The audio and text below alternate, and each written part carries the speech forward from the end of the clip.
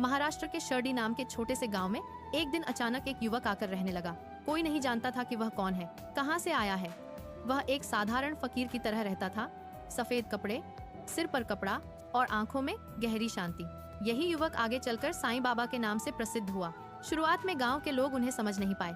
कुछ लोग उन्हें पागल समझते थे तो कुछ उन्हें एक साधु मानते थे, लेकिन धीरे धीरे उनकी करुणा, ज्ञान और चमत्कारों ने लोगों का दिल जीत लिया। साईं बाबा एक जर्जर मस्जिद में रहते थे जिसे उन्होंने द्वारकामाई नाम दिया।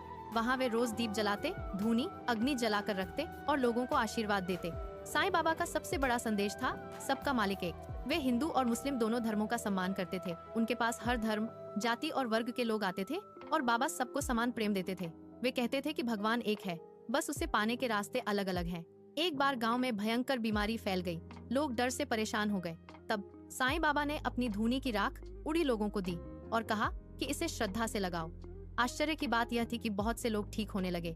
इस घटना के बाद लोगों का विश्वास और भी मजबूत हो गया। साईं बाबा का जीवन बहुत सादा था। वे भिक्षा मांगकर खाना खाते थे और जो कुछ मिलता उसे दूसरों में बांट देते थे। अगर कोई भूखा होता तो बाबा पहले उसे खिलाते, फिर खुद खाते।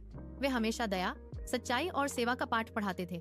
एक और प्रसिद्ध घटना है जब गांव में पानी की कमी हो गई। साईं बाबा ने एक सूखे कुएं में फूल डालकर प्रार्थना की और धीरे धीरे उसमें पानी आ गया।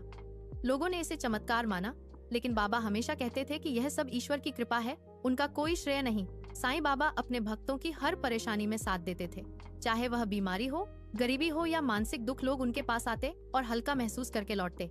बाबा का मानना था कि सच्ची भक्ति में विश्वास, श्रद्धा और धैर्य सबूरी होना चाहिए। 1918 में साईं बाबा ने अपने शरीर को त्याग दिया, लेकिन उनका आशीर्वाद आज भी जीवित है। आज शिरडी साईं बाबा टेम्पल में हर साल लाखों श्रद्धालु आते हैं और बाबा के दर्शन करते हैं। साईं बाबा की कहानी हमें सिखाती है कि इंसानियत, प्रेम और विश्वास सबसे बड़ी ताकत है। अगर हम सच्चे दिल से भगवान को याद करें और दूसरों की मदद करें तो जीवन में हर मुश्किल आसान हो जाती है।